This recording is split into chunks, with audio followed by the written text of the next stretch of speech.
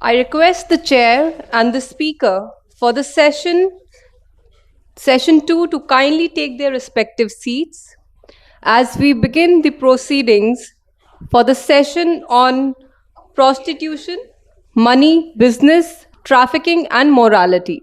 The chair for this session is Ms. Nandita Baruah, Country Representative, Asia Foundation, New Delhi. The speakers are Professor Priyadarshini Vijaisri, Center for the Study for Developing Societies, New Delhi. We have with us Ms. Anastasia Grishina, Psychologist, Project Assistant, Safe House Foundation, Russia, and Professor Trude Jacobson, Illinois State University, USA. The chairs will get 5 minutes each to make opening and closing remarks. Speakers will get 15 minutes each to make their presentation. This will be followed by a 15 minutes question and answer discussion moderated by the chair. I request Ms. Nandita Baruah to kindly take the proceedings forward. Thank you. Thank you so much, Avni. Good afternoon. And I think it's always hard to get into a post lunch session. The food was amazing. I'm sure we all loved it. But I see that people are getting back to their chairs. So I think what I would start off with is by saying that it's interesting that the previous session was more on parda and how that intersects with society and women's agency. And we are getting a little deeper now to look at prostitution, money, business, trafficking, and morality.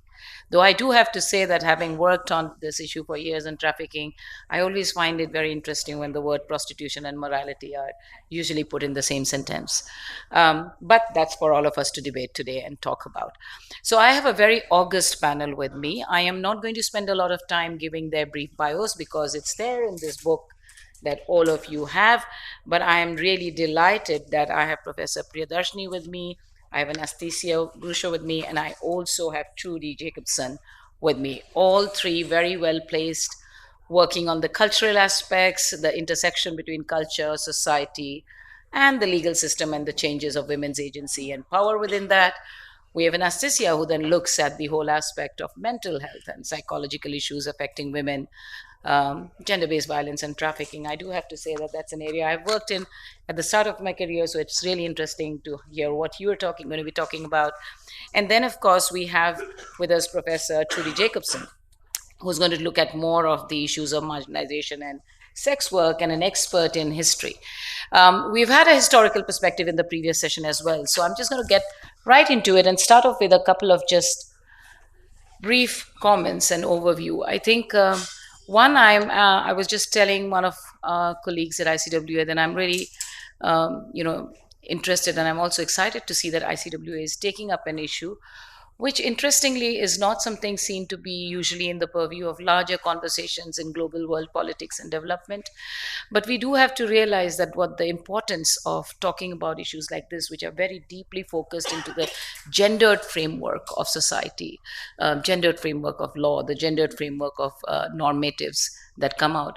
The interesting part of this is most of the time what we hear in the mainstream media from the world are the voices of the most visible, which of course not surprisingly are men.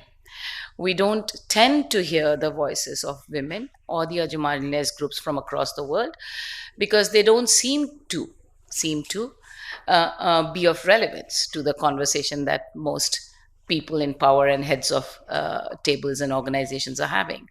It's also interesting to see today that we have a fairly large population of men and women in a mixed amount. Usually I end up in panels where they are largely males, very few inclusive panels. But on issues like this, I think it's becoming more and more important that we expand the debate beyond just it being a gender issue, but it being an issue of political rights. It being an issue of the global legal framework, it being an issue of the global power structures, which defines power versus disempowerment. And all of these narratives, as somebody said in an earlier session, none of these are binary, including the concept of agency. You can't look at it in a binary manner. It's very nuanced, and I think today there is a bigger need to look at the historical evolution of some of these discourses and how they are being interpreted in modern time. Whether we talk about what I think, Priyadarshini, you are going to talk about is how historically we did have a space for women in our religious system, being dedicated to a certain religious belief or practice, but how that can get very easily convoluted within a construct of patriarchy to lead to a process of disempowerment and abuse. Similarly, I think having worked in South and Southeast Asia for many years, I always find it very interesting when we get into conversations between the morality of prostitution, and I think Professor Trude might have an opinion on that if you've worked in larger parts of Southeast Asia. I have come across many women with whom I've worked who, and that is not to say that, prostitution is right or wrong. I'm just saying the morality of it, the stigmatization around it is what's interesting, is that I've seen many women who have actually seamlessly transcended being in sex work at some point in life and then moving on to doing something else completely different without necessarily having to face the stigma. Whether what they did as a commercial sex worker was one with full agency or not can be debated. Whether that was an objectification of their body can be debated. But the issue of not stigmatizing it from a moral lens is critical to keep in mind. That allows women an agency when you want to opt out to be mainstreamed without having to carry the burden of being in a particular, space of work that they did. So I think these are going to be interesting questions to debate. And I think especially the one thing, though, that stands completely apart in all of this is trafficking, where there should be no doubt in our mind that that's a criminal offense. It's a criminality, it's a criminal offense, it's had sexual abuse, it has all kinds of abuse, it's an organized network, it's related to both drugs and arms, and we know all about it. Anybody who's worked in this will have huge amount of information about the money that it generates, the power it can hold. And also in many countries, the link between that organized criminality and political systems itself, So keeping that on one side, but the rest of it, I think it's going to be an interesting conversation and debate for all of us to have. I am, without much ado, going to move to Priyadarshini first for her to start off with her paper. And I will ring a bell at 12 minutes with just this.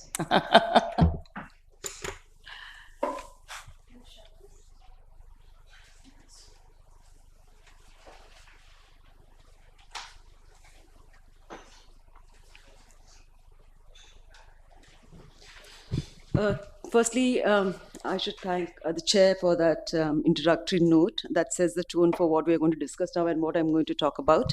And I should thank the organizers. And I should also say that while thanking you for the invitation, I was not sure I was part of this conference until 2 days back. That is when I received the confirmation and the program letter. So that's not a problem. It's challenging task because usually when you don't get a response to your note, abstract, or when you don't send a paper, there's no mail, you assume that it's a hint that you're not in the conference. So I had thought that I'm out of it. But whatever points I can sketch out for you briefly in those 2-3 days time that I could muster, I will try to place them before you. Firstly, I should say that the category of women that I'm talking today are very, the generic term that is used to describe them is Devadasis. But these are not the Devadasis that we have heard about. The popular imagination or the main imagination of the Devadasi is that of a temple dancer who is dedicated to the gods. A very refined and a person who was also well-read, who had a status in society and was rich and a patron of different institutions. That's not the Devadasi that I'm talking about. But it's important to remember the history of the Devadasi when we're talking about when I'm talking about the women that I'll soon place before you. That these Devadasis, in a certain, in a profound sense, created a space for female autonomy when there was no such space in pre-modern societies. That was an autonomous space which they created, and they actually conserved a tradition, artistic tradition, and a religious tradition until the colonial period. And as we all know, Victorian morality, missionary criticism of Hindu religion, And the Indian social reformers' reflexivity or self-introspection and the impulse to change Hinduism and bring it to that level of glory that was there, they imagined the Vedic past, is something that changed the status of the Devadasis. He was seen as a corrupt influence on religion, agents of corruption, and then that is when they were expelled from temples, and an act was passed prohibiting dedication of women as Devadasis. That is a background. But the women that I'm going to talk about are very different women. And these women, though called Devadasis, a pattern of Devadasi system as a whole, these are called as Joginis, Jogatis, Basavis, Muralis, Parvatis, Matama in different parts of South India. This is mainly a rural phenomena, or maybe a semi-urban or town phenomena. It's not a urban refined space of the large temple structure that we are used to imagining. Right. So I will focus on the specific category of Theogamous women. The commonality between the Devadasi, the high culture, within quote, the high culture Devadasi, and the folk culture Devadasi is that they were both Theogamous women. And they were both called, after dedication, were supposed to serve the deity, the goddesses in each cases. The Devadasis did it by singing and dancing at the temples, offering religious services of different kind.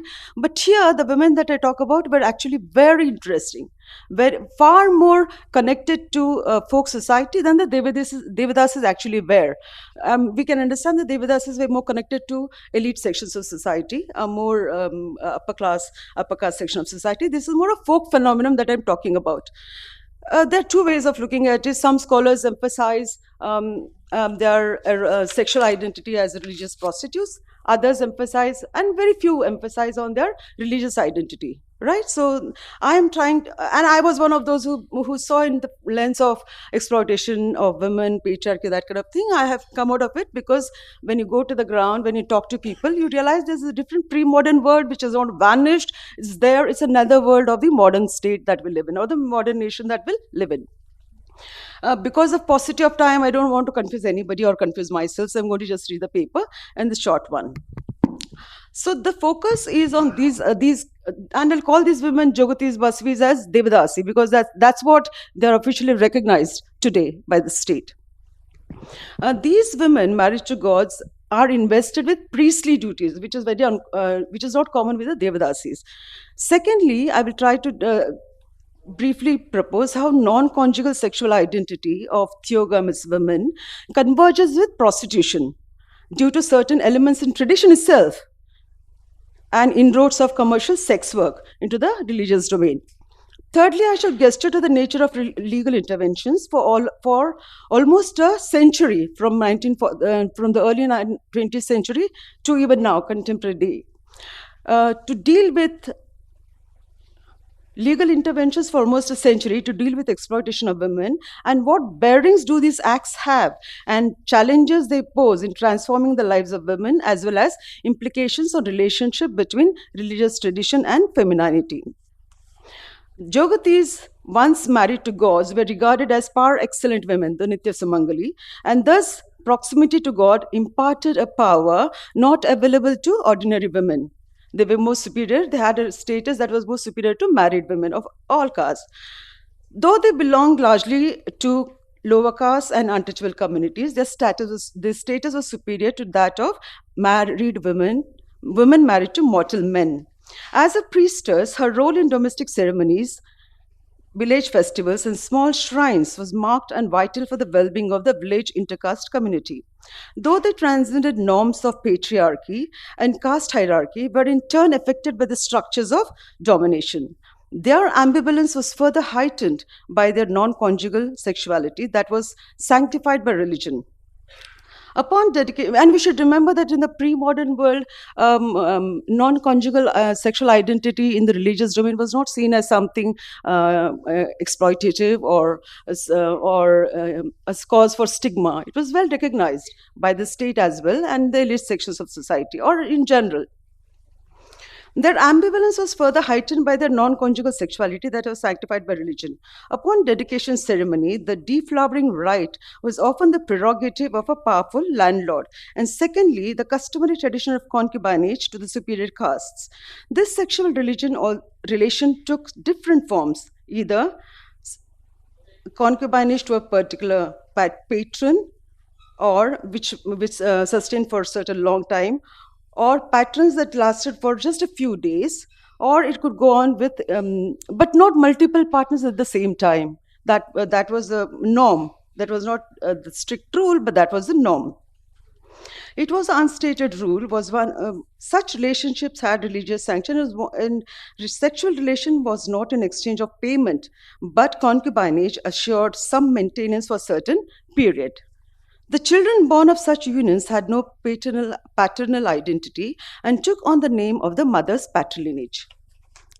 The Jogatis survived on offerings from devotees, gifts, and shares from temple during specific religious festivals. The custom was rooted in devotional Shakta tradition, was embedded in a feudal caste and patriarchal society, and of course, it consolidated the power of the upper caste over the lower caste and the untouchables.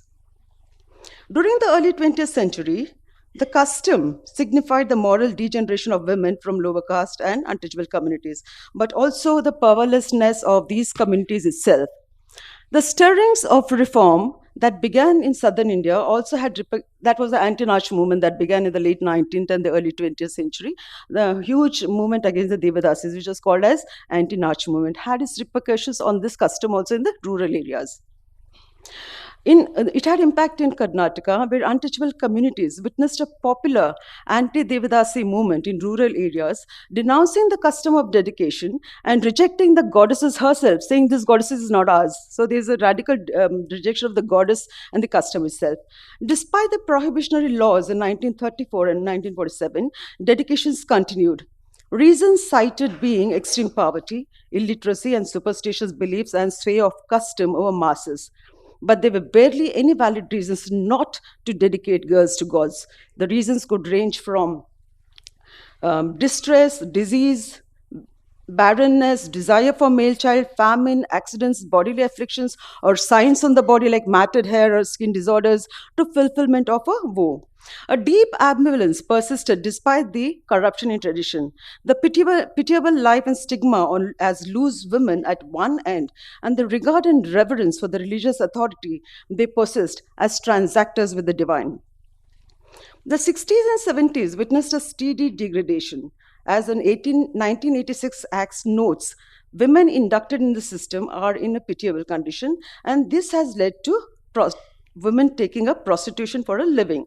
Studies on Devadasis during this period indicate the disorder in communities and the trauma of women forced into custom for overcoming hardships, and that rampant sexual exploitation resulted into convergence of custom with commercial prostitution. Women were sucked into cycle of prostitution. They went to city brothels for sex work and in turn became agents for recruiting young girls to brothels as they became owners of brothels.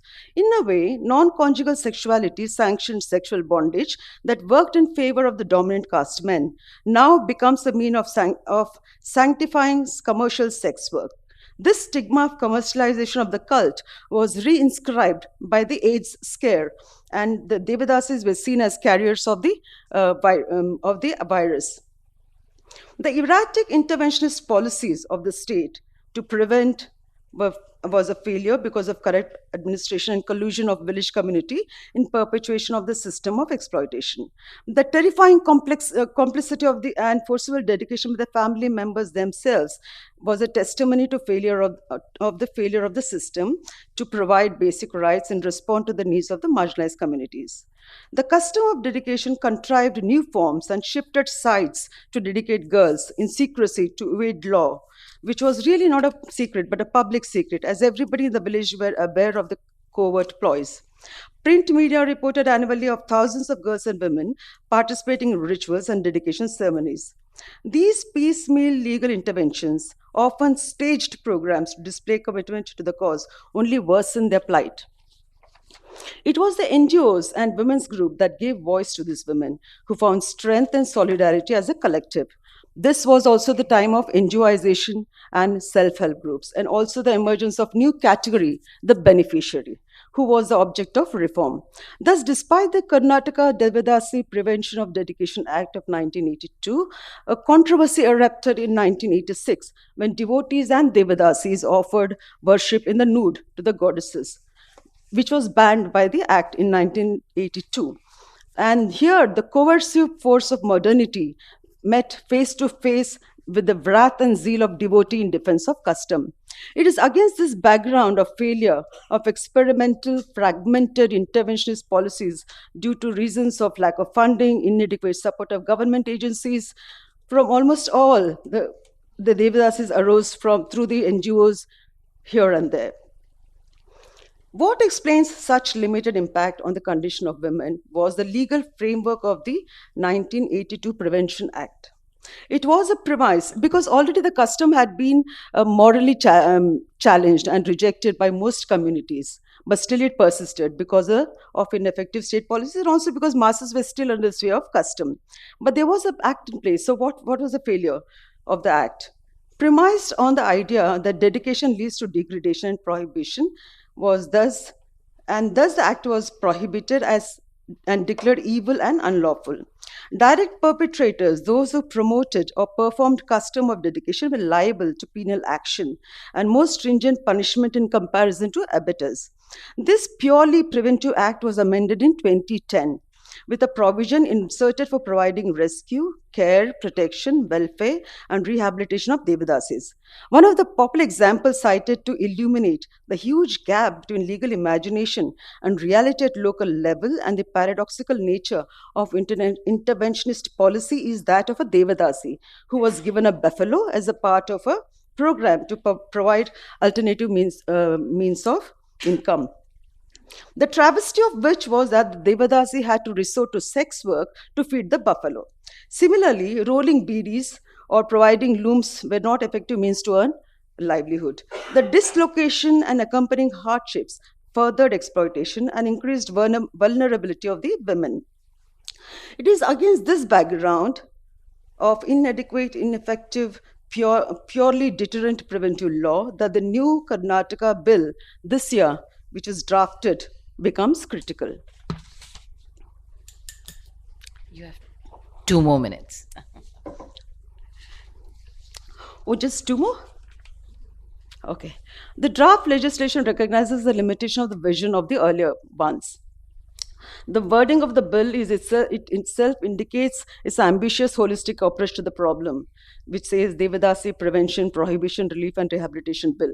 The intent and purpose of the law is clearly stated as a preface to the bill that is dedicated to the generation of Devadasi women and a family on this soil who sacrificed their life for the inhuman practice of Devadasi system. The preface is very interesting and is very ambitious. A bill to conscientize society, liberate oppressed Devadasi women from all forms of exploitation, her children from social taboos through empowerment, to hold their biological fathers responsible in special law, provide for conclusive proof of paternity in this regard, facilitate an effective and comprehensive rehabilitation of the victim by the state through the primary agency of the oppressed, and promote measures for the total abolition of the Devadasi system. The extraordinary departure is enunciated in the general principles which are to guide the state and the law enforcing agencies. First one, raising critical consciousness about the evils of the custom, that is non-antagonistic and conciliatory approach in general. The idea that undergirds this is that the oppressed and the oppressors are both victims of custom and have to be liberated. This is crucial for the bill proposes creating channels of recognition and accountability among the perpetrators and the oppressed. It introduced a novel participatory approach by not only introducing Devadasis but investing the children of Devadasis to the right to be heard and to participate in processes and decision-making processes. Similarly, Devadasi and her family are positioned neither as exclusively victims nor beneficiaries, but as right holders, so as to create agency through collectivization and participation in self-emancipation. Thus, their involvement at different levels leads in preventive different levels is evident. creation of net social economic protections to ensure alternative livelihood and prevent further exploitation. Thus offers a vast package of rehabilitation measures, allocation of houses, land, credit, health facilities, legal aid, education, sustainable livelihood, optimism, special homes for Devadasis and minor children. But one of the most unprecedented and radical provision pertains to the right of the child born to a Devadasi to ascertain paternal identity and claim to maintenance and share in the property from the father of the child, thereby giving legitimacy to the illegitimate children. The rationale of such right to the child of Devadasi being lack of consent and social capital among mother at the time of conception of the children. Secondly, the child is born of a relation in accordance with social practice that contemplates marriage to a deity to facilitate sexual relations with men who should be held liable for children born thereof, and the children's right to property of the father to improve his standards and restore dignity to the family. Just last 1 minute. Verily, the spirit that emanates from the bill is that of reparation. Reparation based on the recognition of historical oppression of women from oppressed communities and their suffering for centuries. It not only compensates for the past injustice, but is legal attempt at restoration of rights as rights-bearing citizen. Its focus is not exclusively on the Devadasis, but on intergenerational change. It ensures that the roots of tradition are totally uprooted and the progeny of Devadasi are salvaged from the exploitative system. The bill has been cleared by the cabinet committee. It is supposed to be introduced into the legislature. Despite the idealism and the finesse with which the legal draft or soon would be law has been framed, we may wonder, given our experience of the past, will the proposed bill really be able to transform the life of Devadasis and the two generations further, given the record of performance of government in the past and law enforcing agencies? One aim that is unequivocally stated is total abolition of Devadasi system. Every trace of the custom on the body of the Devadasi and the family, religious symbol, ritual, artifact ought to be stripped off. Indeed, the Devadasi will be brought to to a mortal plane along with ordinary women. Now, whose inclusion is desired not just by the state, but by the Devadasis and her community herself. But is the ousting of the Devadasi from the religious space, in a total sense, a desirable casualty? The priests of the temples who were culpable, and part of the tradition in the past, were defined when defined the temple tradition remain in their religious roles even now as priests, while the Joghatis or Devadasis as priestesses who defied priesthood as the sole prerogative of men in Hindu tradition had to rid of it to reclaim their rights.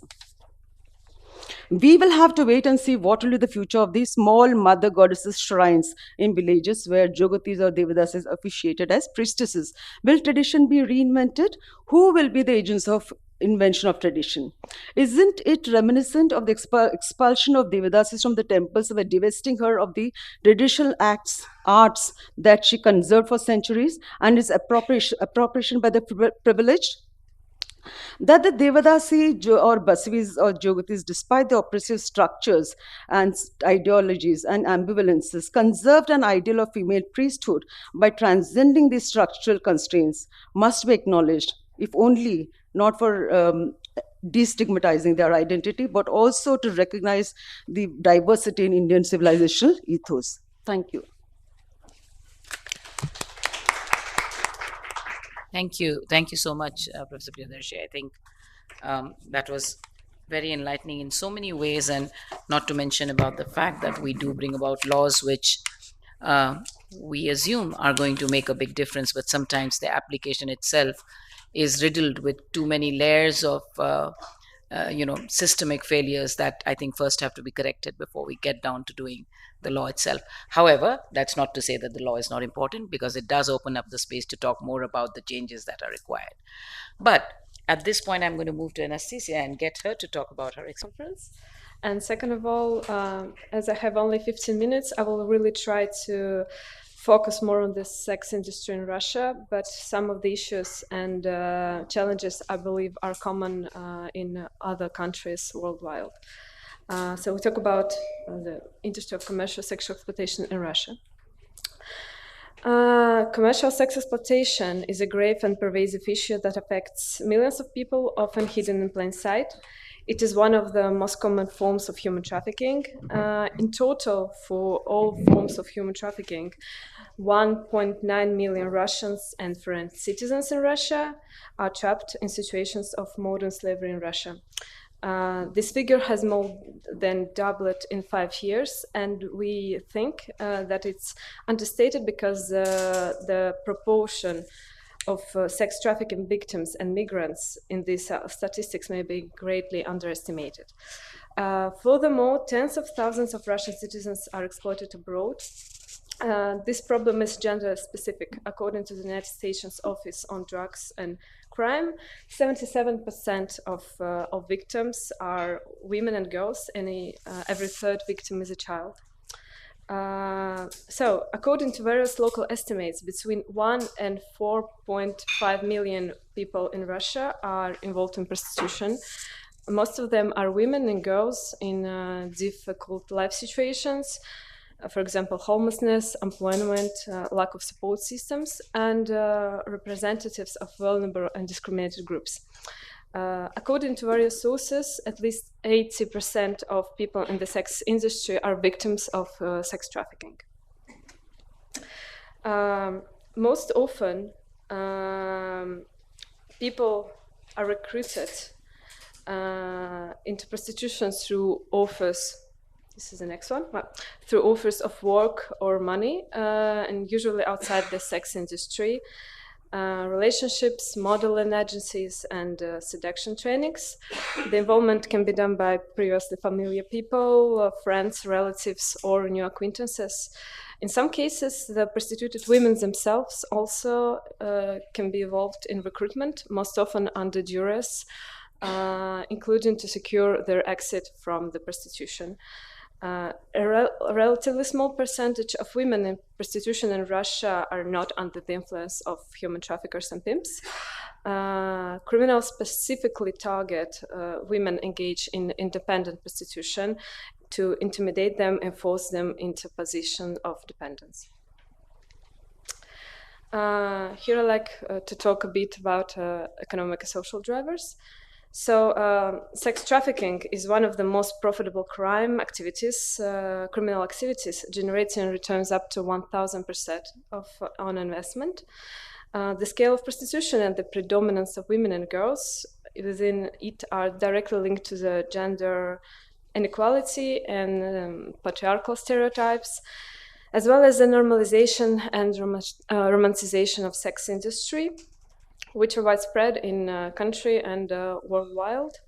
In Russia, very little preventive work is being done to combat commercial sexual exploitation. Moreover, due to legislation on the protection of minors from information harmful to their health and development, it's virtually impossible to conduct preventive work with children at school level and other institutions for minors. So there's no preventive work is done. Most of women and girls in sex industry are in difficult life situations. Many of them first experience prostitution as minors, sometimes with the involvement of family members or close relatives, friends. Most of them are controlled and forced to provide sex services, and they cannot freely leave prostitution, including due to threats and fear of persecution. Therefore, consent in the context of prostitution becomes a complex and problematic issue, primarily due to high prevalence of sex trafficking. Furthermore, it is impossible to speak unequivocally about consent if the reasons for entering and remaining in prostitution are due to a lack of alternatives for women, the presence of mental illness, addictions, poverty, homelessness, the traumatic consequences of past sexual abuse, etc.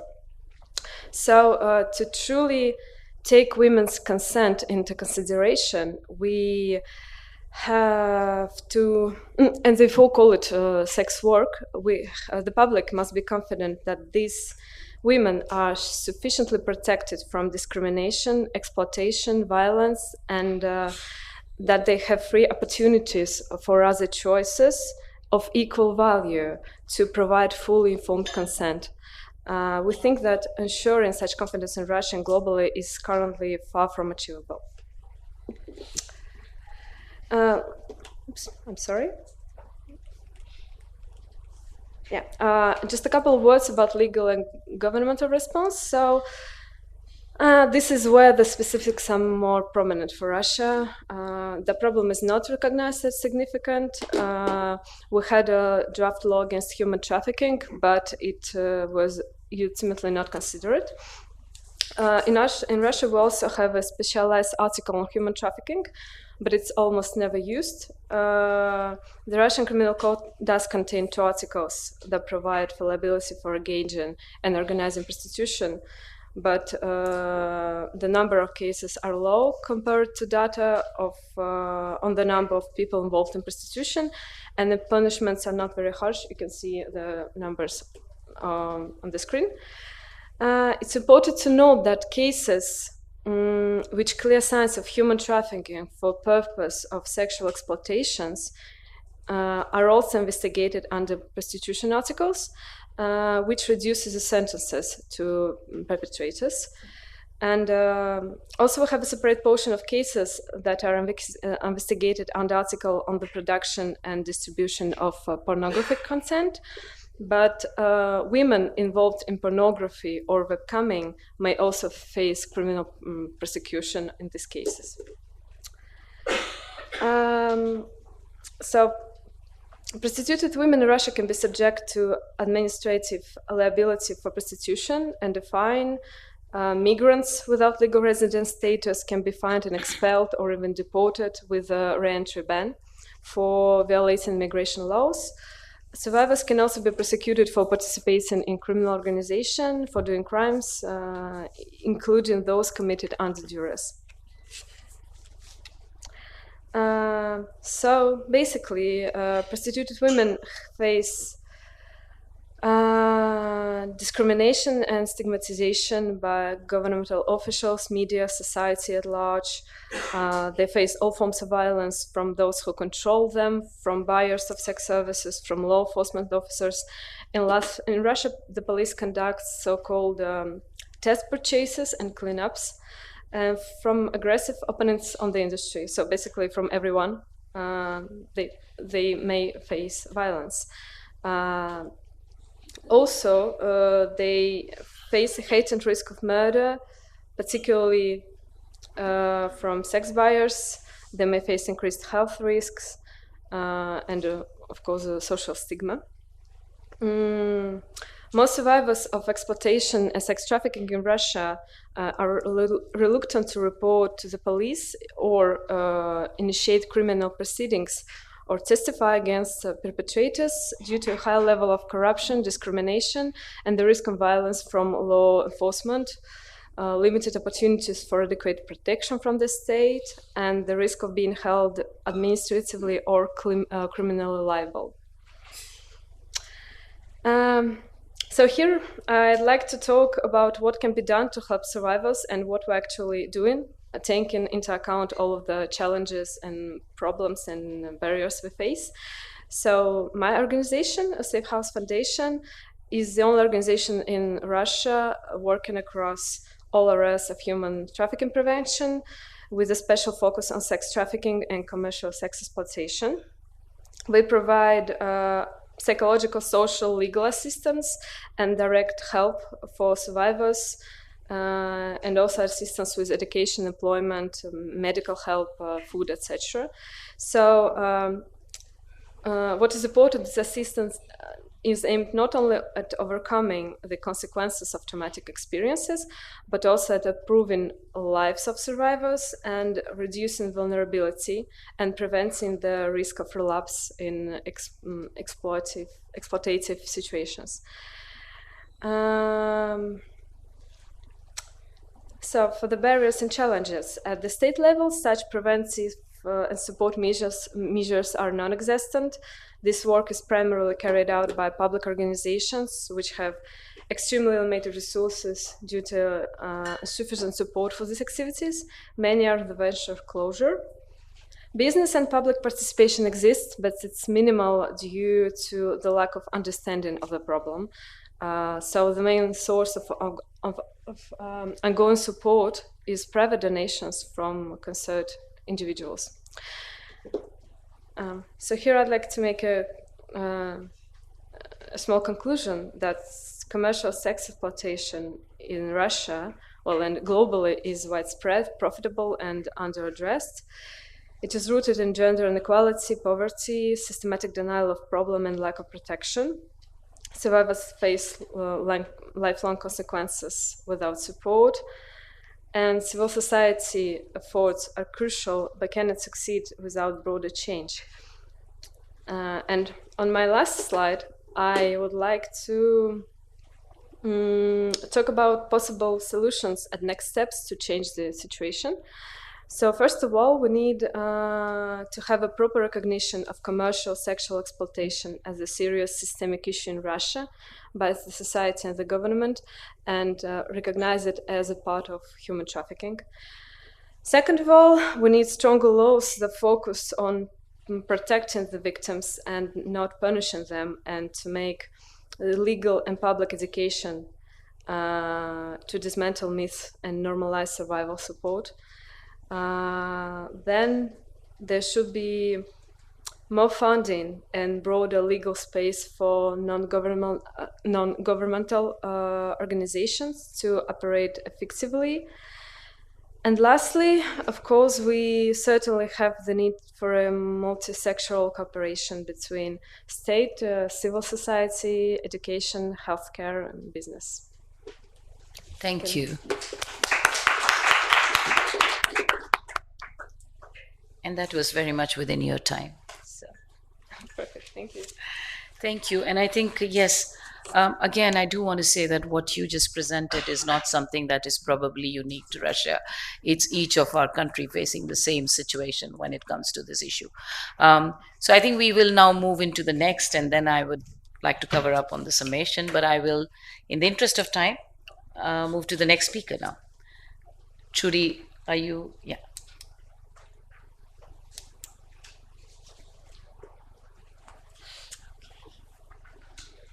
All right, so I will not actually be talking about history at all in this paper. I'm also an anthropologist, and while I did write a book in 2017 that contextualized sex trafficking in Southeast Asia up until the middle of the 20th century, I needed to do that in order to move on to more contemporary concerns. So I would like to thank the Indian Council on World Affairs for allowing me to leave America for approximately 60 hours.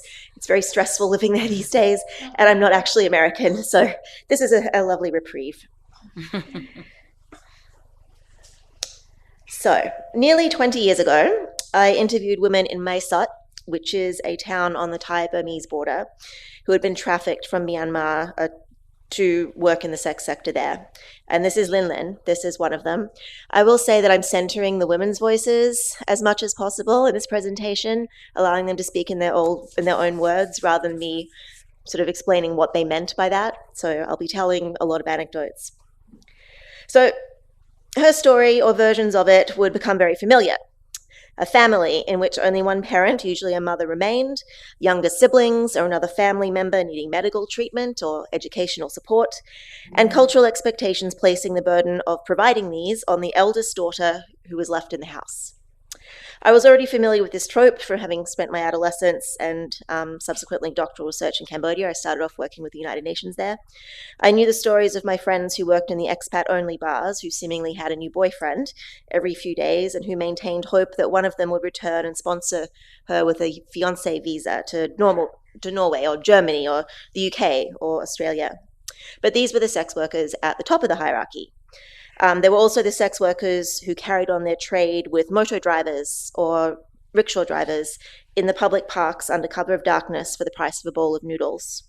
There were beer girls who suffered being poured by drunk businessmen in open-air restaurants so that they could sell more of their product, and karaoke hostesses who were expected to sing, bring food and drink, and sexually service a group of revelers in their private room for as long as they had reserved it.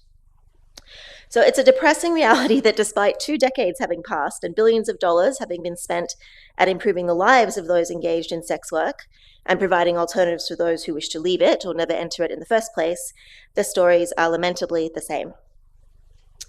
The reasons that cause women and girls to enter into sex work voluntarily and involuntarily in mainland Southeast Asia and those that stop them leaving it haven't really changed in essentials for the last century, although they may have in particulars.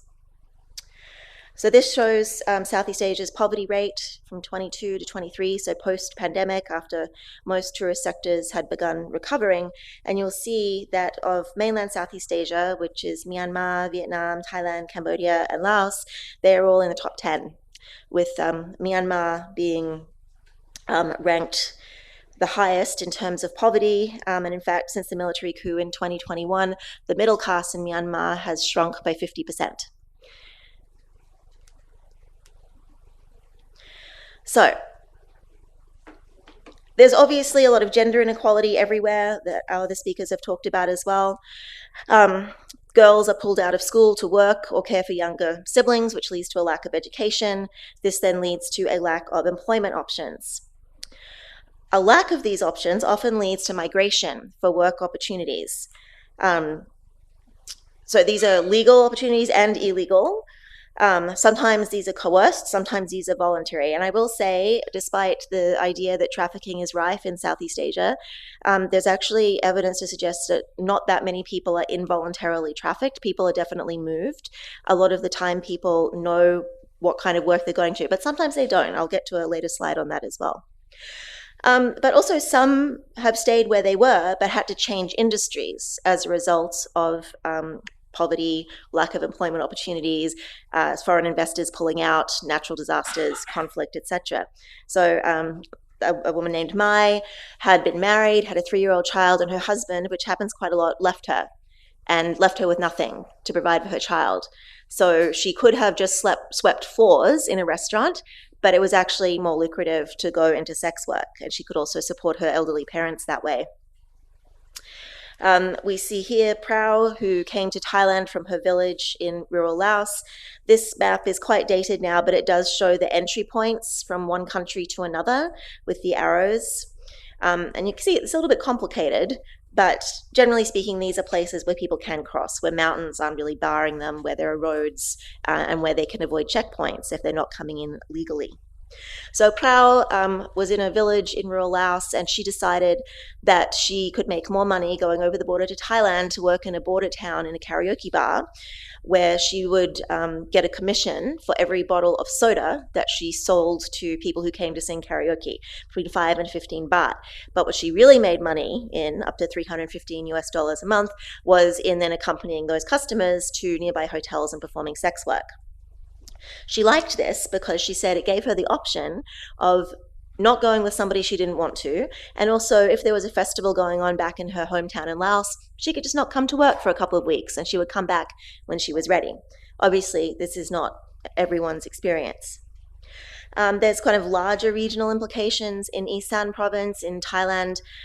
Rapid industrialization in the 1980s and 1990s led Thai rural workers, both men and women, to have to leave and go and seek jobs in the cities. And then they would send remittances back to usually their elderly parents, most of the time, who would be looking after their children so they could work in the cities. But even when people went to get so-called legitimate jobs, in a garment factory or working in a restaurant or as a cleaner or a maid, sex work paid more. So the onus in mainland Southeast Asia is on women to provide for the family. This is usually placed on mothers and then the eldest remaining daughter. Now, this is the story of a sex worker in Yangon, in the capital of Myanmar, who was talking about somebody else there who said that she tried to work in a factory, but it wasn't enough money.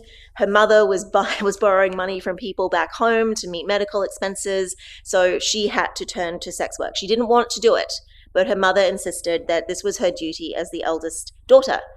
And I can go into sort of cultural reasons for why this is in a Theravada Buddhist context, but you could also read my book from 2017 because that explains it as well.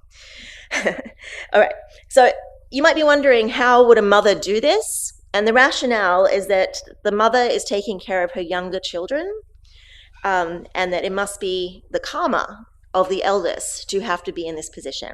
So religion also plays a role here. Then we have the role of conflict. Conflict disrupts industries, particularly tourism. Nobody wants to come to a country where you're going to see the temples and you might, step on a landmine, which happened in Cambodia in the late 90s. So if we look at all the things that have happened in mainland Southeast Asia, we've got Cyclone Nargis, where people's houses, whole neighborhoods, towns were destroyed, people died, there was disease, disrupted industry. Then the pandemic all over mainland Southeast Asia, loss of tourism revenue, deaths of the heads of household, businesses closed. The coup in Myanmar meant the withdrawal of foreign investment and the collapse of infrastructure. And then a fence has been erected on the southern Chinese border, which stops people who live in Myanmar and Laos, who historically for the last decade have been able to go over the border to China and find work there. Now they can't because there's this giant fence with razor wire at the top. So their livelihoods have been cut off as well.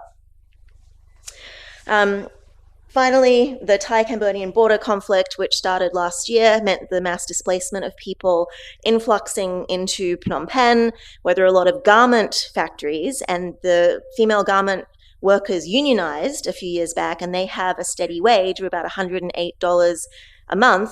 But with all of these people coming in who are displaced and needing work, they're not in the union.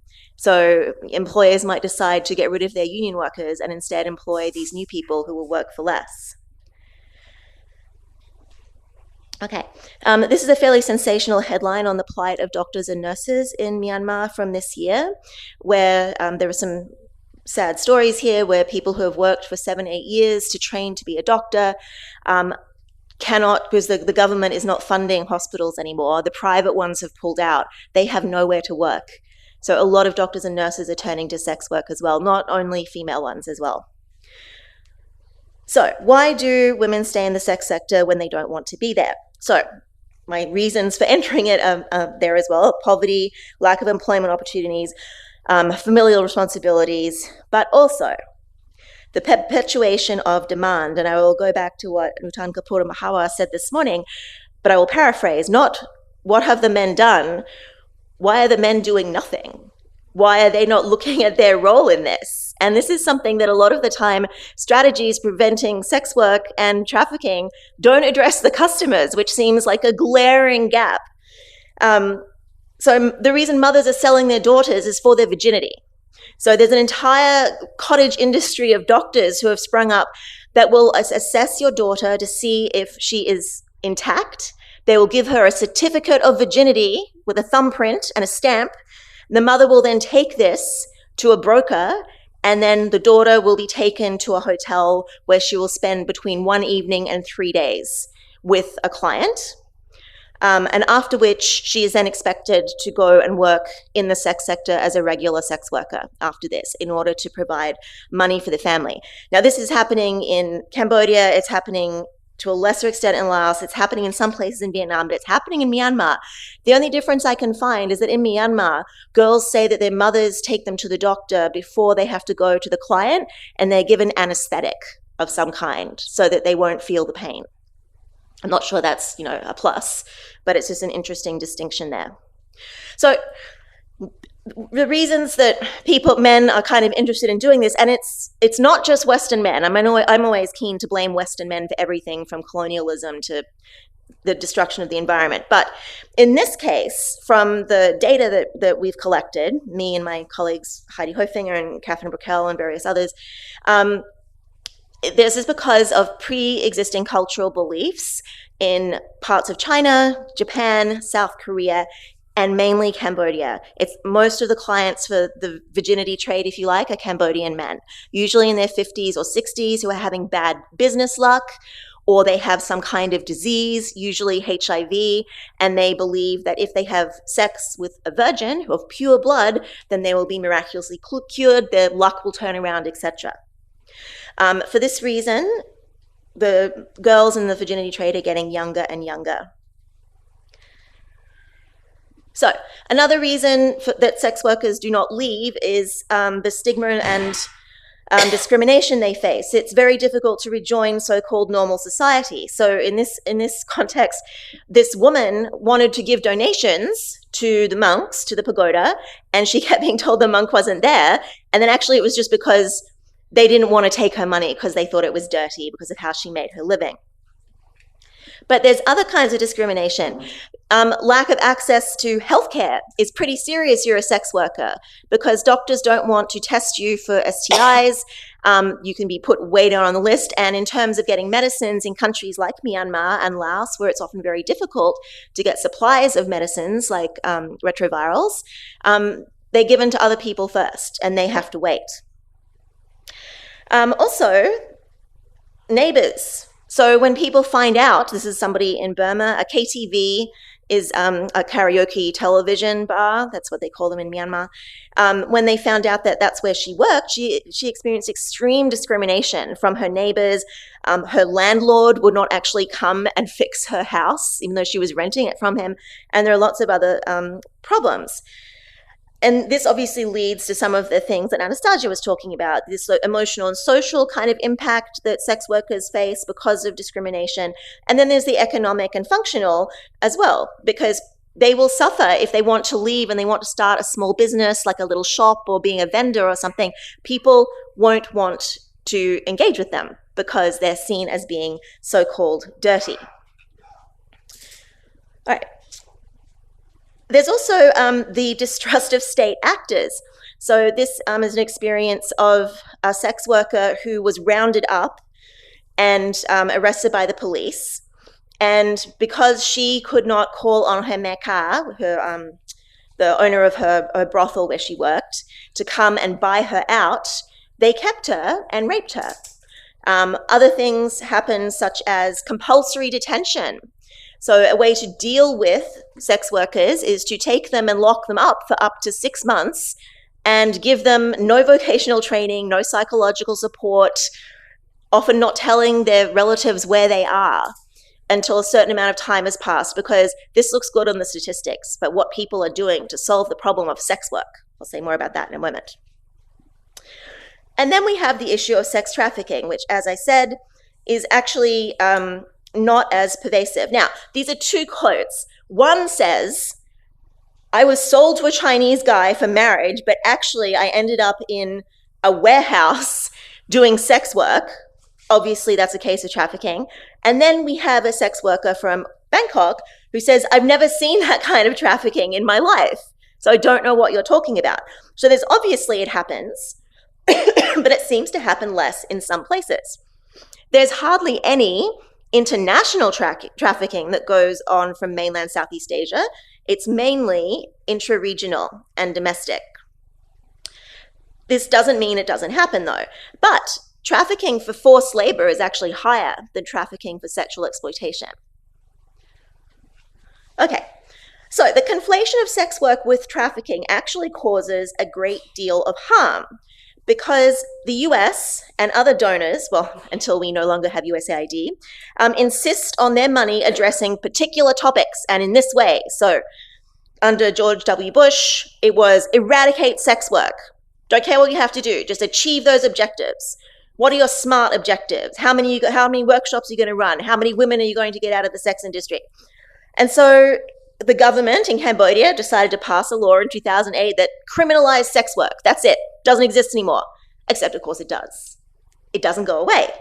There's still that customer demand. People still need to make money. So, and there are other places that perpetuate colonial or Orientalist perspectives onto sex workers. So, in Cambodia, the US is saying, absolutely get rid of sex work.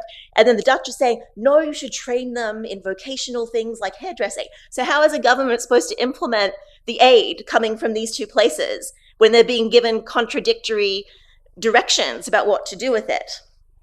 And success is, have you met the objectives? So prostitution has to go underground because they can't admit it still exists to the US government. But to the Dutch, they're going to have local NGOs implementing what the Dutch want done. So the NGO landscape in most of mainland Southeast Asia is very schizophrenic. It's a multiple personality in organizational form, I would say. So governments are pressured to enact legislation, and this leads to things like the raid and release, which is where police decide to go and raid a brothel or raid a karaoke bar. They arrest everybody. If people can pay their way out of it, they get away with it. And then they have to have some bodies that get sent to jail. So they'll arrest people like the drivers or the cook or the gas, people who bring the gas, who have nothing to do with sex work, but the statistics look good for them. So NGOs often adopt frameworks that look good in reports, but actually do nothing to address the problems. And so this leads to governments doing what I call performative initiatives. So they'll print brochures, and they'll have media campaigns, and they'll set up anti-trafficking task forces and border liaison officers, and they'll print a map. They'll have workshops with lots of photos. I know we had a photo too, but our photo is good. And they'll print things like this, it's in Karen and it's in Burmese, and it's targeted at a particular border population to explain how they might get trafficked. Does it do any good? No, because very few of these things are aimed at customers. So this is the vice mayor of Phnom Penh who authorized a crackdown to round up sex workers before Water Festival, saying, well, we want to protect the men in case they get caught up in the festivities and forget about health and safety. And there's Frau from the Lao border town who sells, it would be nice if we didn't have to pretend. The men in Det Udom certainly don't pretend that we're waitresses come harvest time. So let's coddle the men, they're not responsible, let's keep the nasty sex workers away from them. But the reality is they know exactly what they're doing. Okay.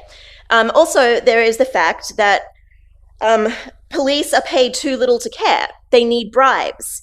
There's the fact that associated businesses rely on sex work, like this hotel, which it was actually a brothel. This is a review from TripAdvisor, I believe, where someone ended up in a brothel and nobody told her, but the people were wondering why she was there, and she soon found out. So does anything work? This is my last sort of slide. Grassroots initiatives do seem to work better because they are sex worker-led and sex worker-centered. So there's SWIM in Myanmar, Empower in Thailand, the Vietnamese Sex Workers Network. Cambodia has several. And they are good, and they teach sex workers important things about advocacy, about protection, about where to get help, language training if they want to move to other things, and especially legal support. But these are all dependent upon people who want to show up and be involved, and new generations of sex workers taking the helm from those who end up retiring and opening businesses of their own. So there's also a local foreign run NGOs, which I call the Cowboys. So one of them is Blue Dragon in Hanoi, who brought a Vietnamese trafficking survivor back from the special economic zone in Myanmar, actually went and got her and brought her back, but they won't discuss how they did it or how many of these rescues they've effected. And then Agape International Missions in Phnom Penh, or AIM, which is run by an American pastor and his wife. They employ a SWAT-style team, which is led by a former UK police officer, which I'm sure is incredibly illegal, but it's the only thing that actually seems to get girls out and doesn't get them sold back in by the police the next day. All right, in conclusion, what are some solutions? If only we could remake the world as we want it. So first of all, donors have to stop tying funding to their own ideologies. What do sex workers themselves say that they want or they need? The police and other officials need to be educated and paid so that corruption is no longer necessary for them to be able to support their families. There have to be targeted campaigns at sex tourists globally. I remember when I was in Norway, like many years ago now, there was an STA travel that said, go have sex and sun in Thailand, like advertising sex work to young Norwegians who might be jetting off on a summer holiday. There have to be alternatives to sex work provided, both in the public and private sectors. There have to be support provided for those who want to leave in terms of psychological, vocational, and housing support. But there also has to be something for those who stay for whatever reason, and that is the destigmatization of sex work and a stigmatization of exploitation in all its forms. Thank you. Thank you. Thank you to all the speakers. Thank you, thank you. I think this was very interesting in terms of the three speakers who brought to the table of perspective, which actually for me creates a thread in terms of how things which start from a traditional uh, practice, which might have been defined from a religious or a cultural framing, to that of what we are seeing in a modern day situation where we heard from Trude and the impact of that, what we heard from Anastasia. But to me, a larger question, and I'm going to throw that back to the audience here, that we could probably look and talk about, is that in the framing of all of this, there are three things that are critical to be discussed. One is the very construct of sexuality. Two, what and who and how it is defined. What's mainstream sexuality defined as? Where is it coming from? A masculine perspective of what is sexuality of a woman versus that for men. The second thing is the deeply embedded constructs of power and privileges that are put into these very constructs, which actually is at the root of the problem of saying, whether you call it commercial sex workers, sex work, trafficking, it's all related to a certain normative framing in ways you can or cannot exploit, in ways you can or cannot access a woman and a woman's body, and what that leads to. And the criminality of that is again defined from that. Was her body exploited, or did she voluntarily offer her body? To me, that's not the construct. The construct is, what is the framing of sexuality within which you are bringing your legal frameworks, in which you are bringing your preventive constructs. It's interesting when I hear Anastasia say that because of this construct of what's right information versus wrong information, somebody who's working in prevention could not reach the people who need to be told about these problems and be prevented in the schools, but those who need to lure them had full access to them, because they were probably going to put it in a different garb. They were not going to say, hey, I'm going to tell you how to not get trafficked. They would probably say, I'm going to tell you how to get a better job, a better business. So I think this whole construct of power and privilege that dominates feminine sexuality versus masculine sexuality is really at the heart of us not being able to crack this solution, because everybody who is either defining laws or sitting in parliament or police officers at the end have already got an embedded lens of what they believe is their power and privilege in the way they express their sexuality versus the 3 women or 4 women who are sitting here, for example. And I think that's the challenge. There is a bigger thing, and everybody, when I hear you say, Trude, about the donor perspective, well, these are all donors. I mean, not just these, every donor.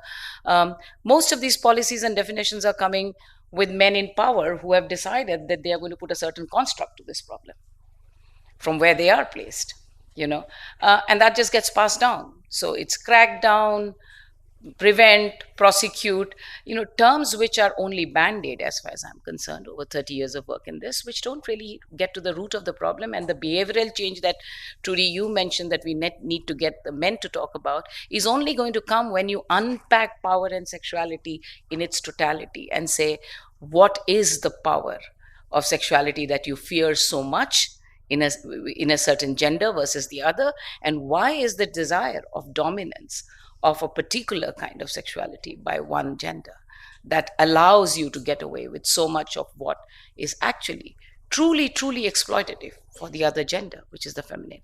So I think these are bigger questions that this debate is going to throw up, and I'll leave it to the audience to ask the guest questions, and I think we have 5 to 7 minutes. If we do, we do. So the floor is open.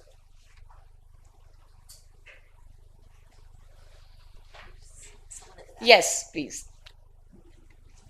Am I audible? Yes. Greetings of the day, everyone. I am Prabjot Dayal, a postgraduate student from Punjab University, Chandigarh. My question is to Professor Trude. First of all, thanks for your insights, ma'am. My question is basically how to reconcile two feminist positions in which one sees sex work as exploitation, and on the other hand, the other as valid labor. Can we take another 2 questions and then we'll come to it? There was, yes, you, the lady here in the second row. Yes.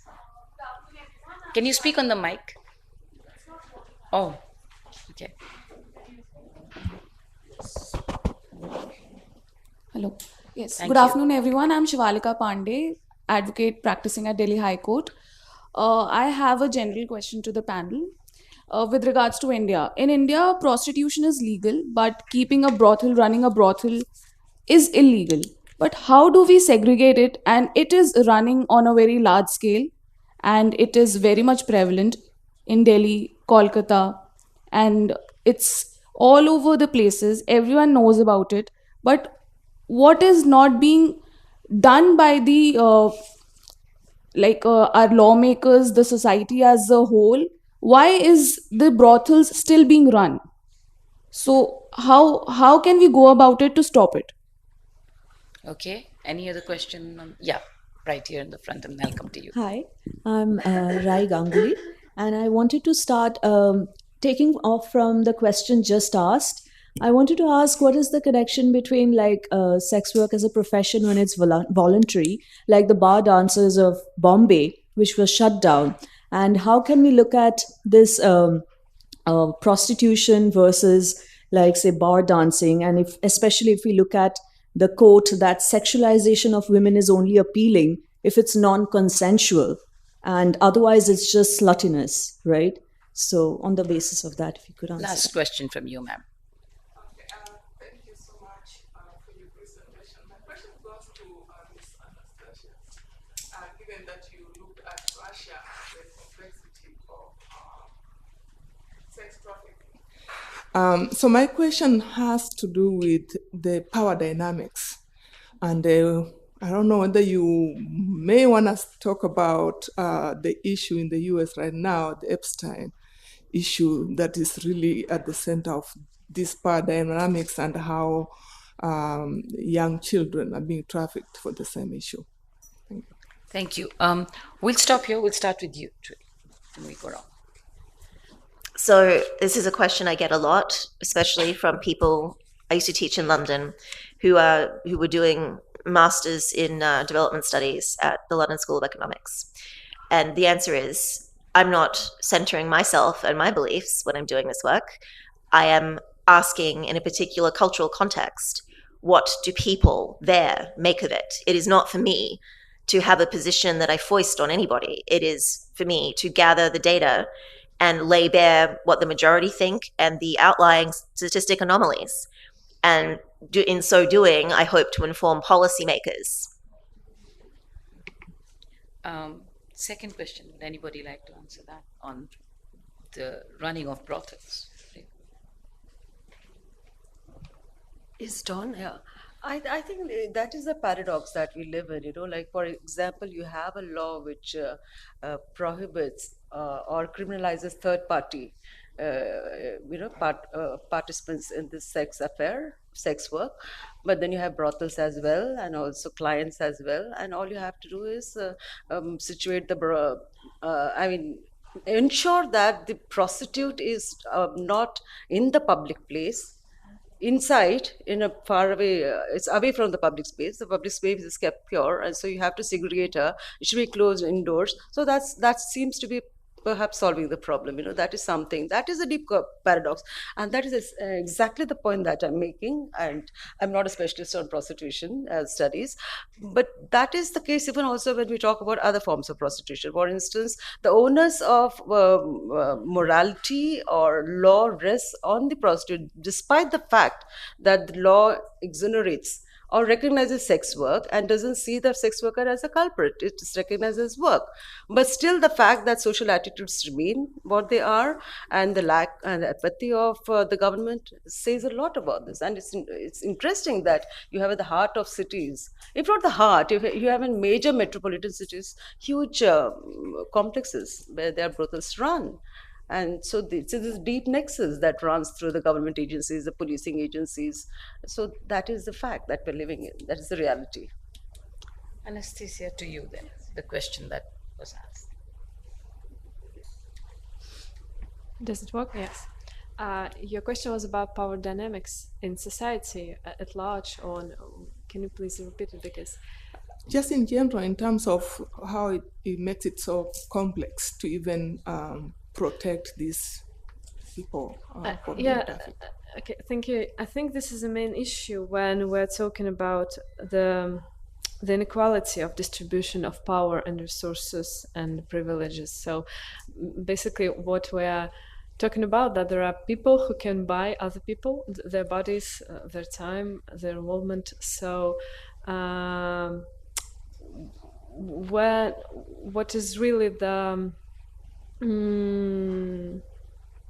problem here, because it becomes more of a social problem of, as you said, power dynamics, not just about sexuality and women, of course, that, but also about that there are people who have more resources, more power, more money than others.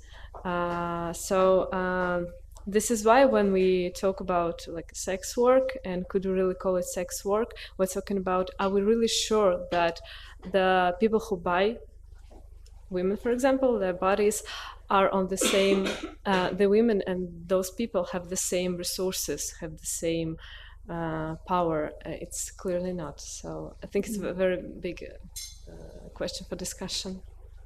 I would agree that that's a large question for discussion, but we can discuss that definitely in line of what you also said about what is the recent hyped case in the United States that's catching the mind. But I'd like to end by just saying two things. I think when we talk about sex work, and then the question that was asked, is it, is sex work, and is, the difference between voluntary and exploitative. I think the important point to ask is, from whose perspective are we discussing or defining the word exploitation, right? Are we putting the woman at the center of it and saying, do you feel exploited in this situation or that situation? Or are we saying, we feel she's exploited because there is a third party involved, but in this case, there's no third party involved, so maybe she's not exploited. But that begs the other question, even if she's voluntary, did she reach there given a plethora of choices which were equitable, as, say, a man who could have worked on, and therefore then choose, no, none of those choices work for me. I am therefore going to get into a commercial sexual workspace. Now, that's not how we deal with that generally, though. The whole issue and the framing of exploitation itself, in itself, is very flawed, and coming from an angle of us in the outside defining this whole area from a moral lens, saying, well, if she's doing it on her own, it must be voluntary, so there is no exploitation. But the question then Anastasia asked is that it begs the question that the party who is buying her services, with what lens is he entering that relationship? Is it a lens of power and domination? In which case, even though I may not feel I'm exploited as a commercial sex worker, but there is an inherent exploitation, because this is entering into a relationship of dominance and control, where he thinks because he's paying me, he has a right to use my body as and how he wants it, right? I may decide that I am in the market on my own, but that does not take away what I may be experiencing as an inherent masculine patriarchal power exploitation built into the dynamics of the relationship. Now, unless we unpack all of that, I think we are never really going to get to the end of the solution to this. So I will end with that and thank my panelists for an amazing presentation, to all three of you. This is brilliant, and a round of applause.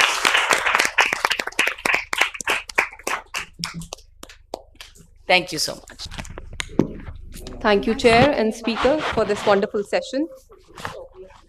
We'll take a 15 minutes, oh, rather 10 minutes tea break. We'll join again for the session 3 on 3:15, at 3:15.